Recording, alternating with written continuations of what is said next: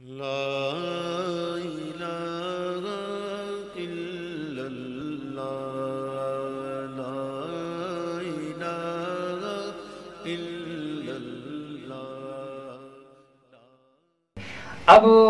سونے کا جو نصاب ہے جو شریعت مطہرہ کے اندر جو ہماری احادیث مبارکہ سے ہمیں ملتا ہے، اطلاع ملتی ہے، جو ہمیں فرمایا گیا ہے، وہ کیا ہے کہ اگر آپ کے پاس جو ہے وہ 20 دینار ہے، 20 دینار سونے کے وہ جو سکے ہوتے تھے، وہ دینار ایک مخصوص رقم اپنے وزن کے حساب سے، اس پر زکوٰۃ لازم ہو جایا کرتی تھی۔ اسی طرح کسی کے پاس جو ہے وہ چاندی ہے، اور وہ چاندی جس کو درہم کہا جاتا تھا، وہ 200 تک جا پہنچتی تھی نا، اس کا مخصوص وزن ہوتا تھا، تو اس کے اوپر جو ہے وہ زکوٰۃ لازم ہو جایا کرتا ہے۔ اس میں کیا ہے کہ جو 20 دینار ہے اس پر نصف مثقال کی زکوٰۃ لازم ہو جاتی ہے، اور جو 200 درہم چاندی کسی کے پاس ہو تو اس پر جو ہے وہ 5 درہم جو ہے وہ زکوٰۃ وہ لازم ہو جاتا ہے۔ یعنی یوں کہہ لیجیے گا کہ ہر 40 میں جو ہے وہ 1 درہم زکوٰۃ جو ہے وہ لازم ہو جاتا ہے۔ اب آج کے دور میں وہ جو 20 دینار بن جاتا ہے وہ ہمارے حساب سے جو ہے نا وہ بن جاتے ہیں 87 گرام سے کچھ اوپر بن جاتے ہیں، اور دوسرے عام اصطلاح میں وہ 7.5 تولے کے برابر بن جاتا ہے۔ اور اس طرح جو چاندی کا نصاب تھا 200 درہم کا، وہ ہمارے دور کے حساب سے بنتا ہے تقریباً 612 گرام، کچھ اوپر یا اونچ نیچ میں ہے لیکن 612 گرام کے قریب ہے چاندی کا۔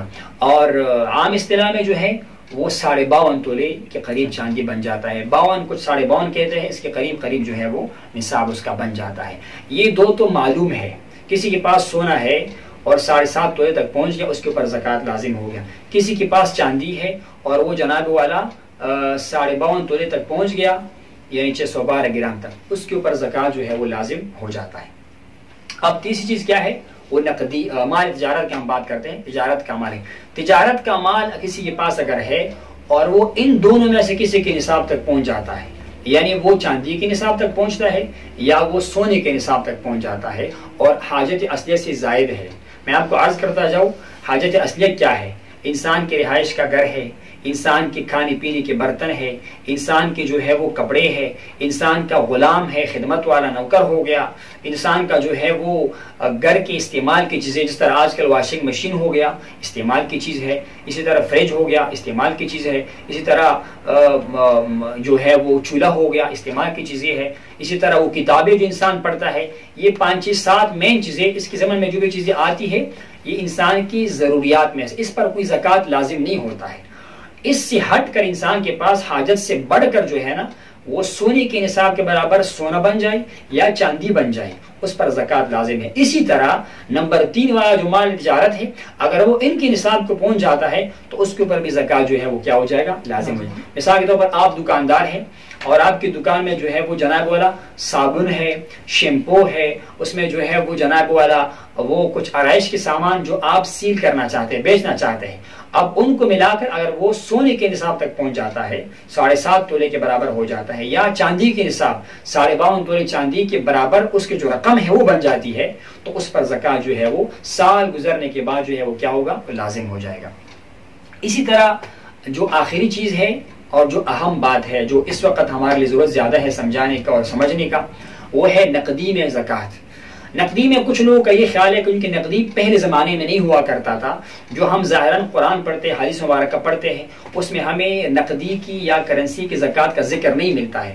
تو کچھ لوگ اس خیال میں ہوتے ہیں اور اپنی گمان میں شاید وہ ٹھیک ہوتے ہیں، کیونکہ ان کو کچھ چیزیں سمجھنے کے ساتھ تعلق رکھتی ہے، پوچھنے کے ساتھ تعلق رکھتی ہے، ان کو موقع نہیں ملا ہوگا سوچنے کا، پوچھنے کا کہ شاید نقدی کے اوپر زکوٰۃ نہیں ہے۔ تو عرض یہ ہے کہ زکوٰۃ کا فلسفہ کیا ہے؟ فلسفہ یہ ہے کہ آپ کے پاس کوئی چیز سٹور نہ ہو جائے، فقیروں کا مسکینوں کا بھی سرکل چلتا رہے، ان کا بھی فائدہ ہوتا رہے۔ آج کے دور میں بہت سارے بڑے امیر لوگ ہیں جن کے پاس سونا نہیں ہوتا، جن کے پاس چاندی نہیں ہوا کرتی، ان کے پاس بہت سارے نقدی ہوتا ہے، ان کا بینک بیلنس جو ہے وہ کروڑوں اربوں میں ہوتا ہے، تو کیا کون سا عقل کہے گا اس کے اوپر زکوٰۃ نہیں ہوگا؟ معاذ اللہ، یہ دین میں کوئی نقص ہے کہ زکوٰۃ صرف سونے چاندی پڑتا اور یہ پتہ نہیں تھا کہ بعد میں سونا چاندی ختم ہو جائے گا، نقدی آ جائے گی؟ نہیں، دین کامل ہے۔ فقہاء نے اس کا حل نکالا ہوا ہے کہ سونے چاندی میں وجہ کیا تھی زکوٰۃ کی لزوم کا؟ وہ تھا اس کا ثمن ہونا، خلقت اللہ نے اس کو جو ہے کرنسی پیدا کیا ہوا ہے، اور اگر اگر بعد میں کوئی چیز وہی شکل اختیار کر لیتا ہے، جس طرح تجارت کا مال، اسی طرح نقدی پر بھی زکوٰۃ لازم ہو جاتی ہے۔ میرے پاس یہ جدید مسائل ہیں علماء بریل کا ہندوستان کا، ان کا بھی فتویٰ ہے۔ اس طرح جدید فقہی مسائل ہے علماء دیوبند کا ہندوستان کا، ان دونوں میں لکھا ہوا ہے کہ مال تجارت کے ساتھ ساتھ نقدی بھی اگر سونے چاندی کے نصاب کو پہنچ جائے اس پر زکوٰۃ لازم ہوگا۔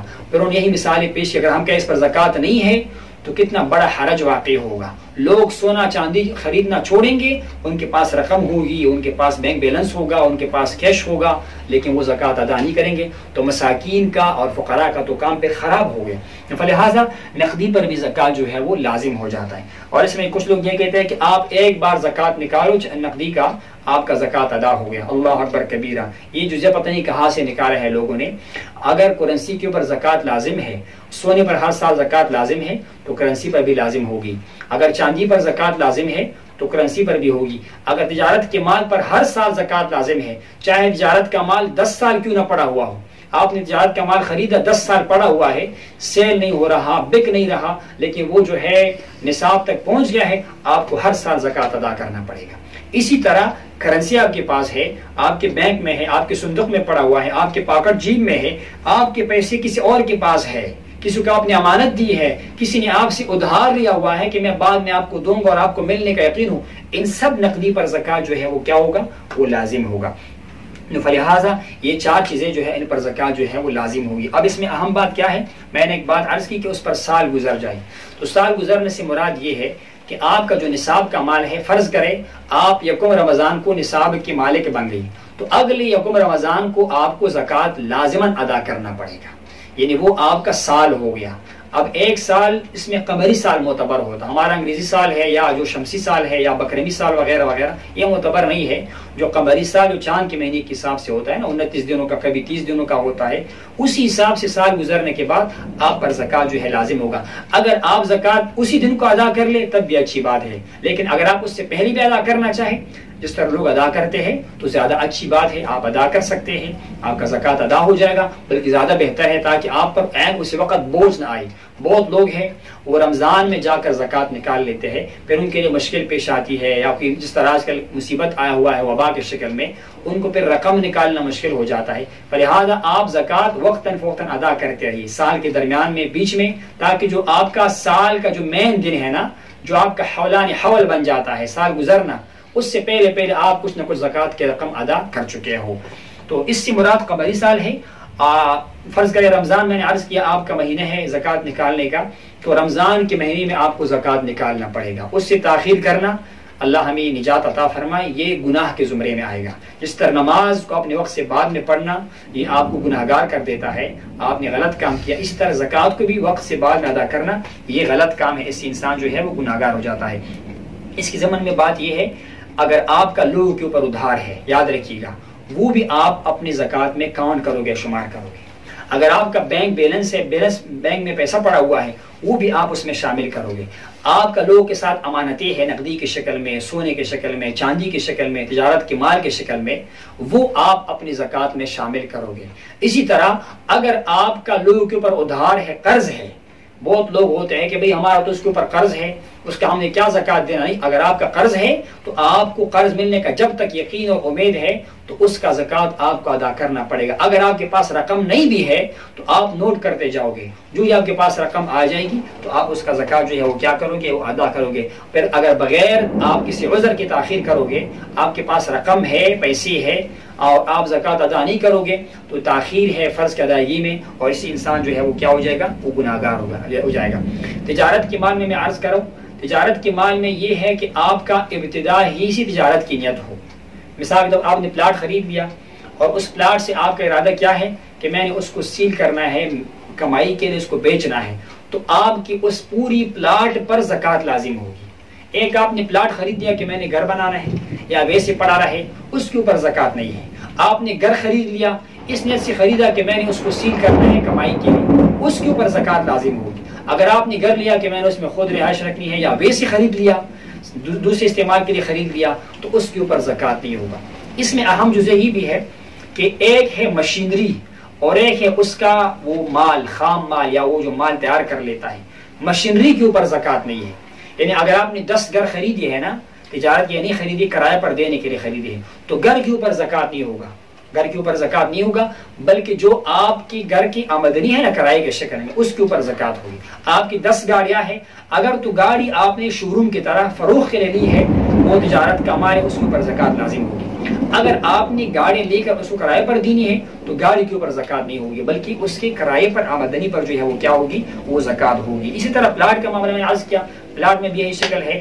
اور اگلی بات یہ ہے کہ اگر انسان جو ہے وہ نابالغ ہے، کوئی بچہ نابالغ ہے، اس پر زکوٰۃ کے برابر مال ہے، تو نابالغ پر زکوٰۃ لازم نہیں ہے۔ کوئی پاگل ہے، مجنون ہے، ہاں اس کا دماغ پورا سال خراب رہتا ہے اور وہ صاحب نصاب ہے، تو مجنون پر بھی زکوٰۃ جو ہے وہ لازم نہیں ہوگا۔ اس کے علاوہ ہر بالغ انسان پر، ہر عاقل انسان پر، مسلمان پر جو صاحب نصاب ہو، اس پر زکوٰۃ دینا لازم ہوتا ہے۔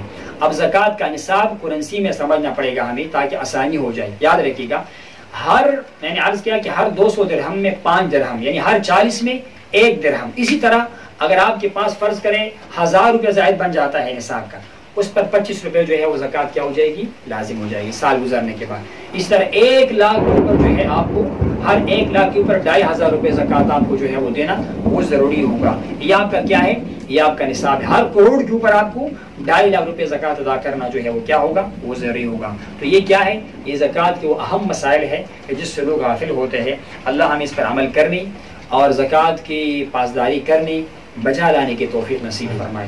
وآخر دعوانا ان الحمد للہ رب العالمین۔